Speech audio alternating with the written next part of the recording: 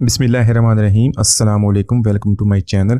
दोस्तों, आज मैं आपके साथ शेयर करूंगा किस्सा ख्वानी बाज़ार पेशावर की बहुत ही मशहूर रबड़ी खीर की रेसिपी।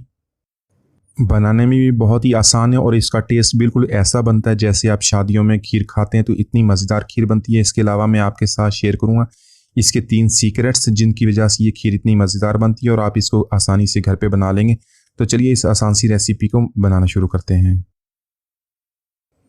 यहाँ पर लेंगे 6 से 7 टेबलस्पून बासमती राइस के। अगर आपके पास बासमती राइस नहीं है तो आप मोटा चावल भी इस्तेमाल कर सकते हैं, लेकिन बासमती राइस से इसका टेस्ट बहुत ही अच्छा आएगा।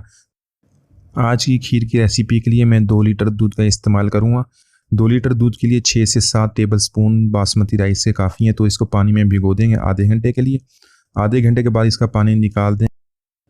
यहाँ पर पानी को बॉयल कर लेंगे और इसके अंदर राइस को ऐड कर देंगे। राइस को ऐड करने के बाद इसको हम बॉयल कर लेंगे।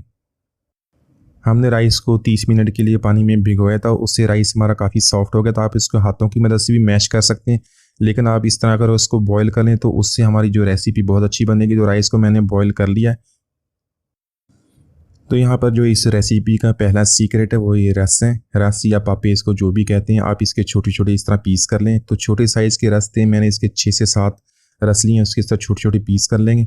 तो छोटे छोटे पीस करने के बाद इसको राइस के साथ ग्राइंड कर लेंगे। मैंने यहाँ पे 2 लीटर रेसिपी बना रहा हूँ, 2 लीटर दूध की।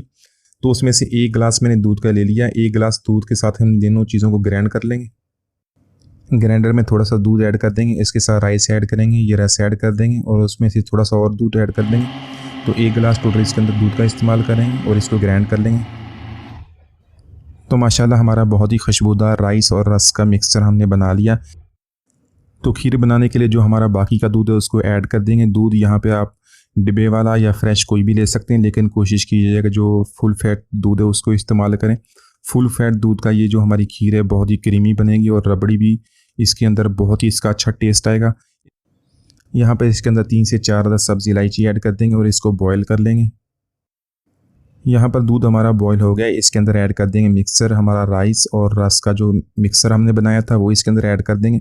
मिक्सर ऐड करने के बाद इसको अच्छी तरह मिक्स कर देंगे। मिक्स करने के बाद इसको बॉयल करते रहेंगे तकरीबन 15 से 20 मिनट तक। इसको मीडियम फ्लेम पे इसको गाढ़ा होने तक हम इसको बॉयल कर लेंगे।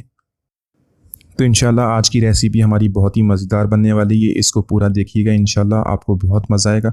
आप इस रेसिपी को बहुत पसंद करेंगे। यहाँ पर इसके अंदर चीनी ऐड करेंगे। चीनी आप अपनी ज़रूरत के मुताबिक ऐड करें। यहाँ पर मैंने बड़ा खाने का जो चमचा था वो ऐड कर दिया है। तो चीनी ऐड करने के बाद इसी को इस तरह गाढ़ा करते रहेंगे, इसको बॉयल करते रहेंगे दूध को। यहाँ पर मैं अपनी मज़ेदार रेसिपी का दूसरा सीक्रेट शेयर करूँगा। रबड़ी, खोया या मावा, इसको जो भी आप कह लें, तो ये बाज़ार से भी ख़रीदने की ज़रूरत नहीं है। आप इसको आसानी से घर पे बना सकते हैं। 1 लीटर दूध लें, उसको आप मीडियम फ्लेम पे बॉयल कर लें। बॉयल करने के बाद उसके अंदर 2 टेबलस्पून चीनी के ऐड कर दें और इसको मीडियम फ्लेम पे इसको गर्म करते रहें, गाढ़ा करते हैं। तो ये इस तरह आपकी इस शेप में आ जाएगा। तो इसको आप इसमें के अंदर इस्तेमाल कर लें। इसके अंदर थोड़ा सा गर्म दूध ऐड करेंगे, इसको अच्छी तरह मिक्स कर देंगे और मिक्स करने के बाद इसको खीर के अंदर ऐड कर देंगे। रबड़ी ऐड करने के बाद इसको मज़ीद 10 मिनट तक बॉयल कर लेंगे।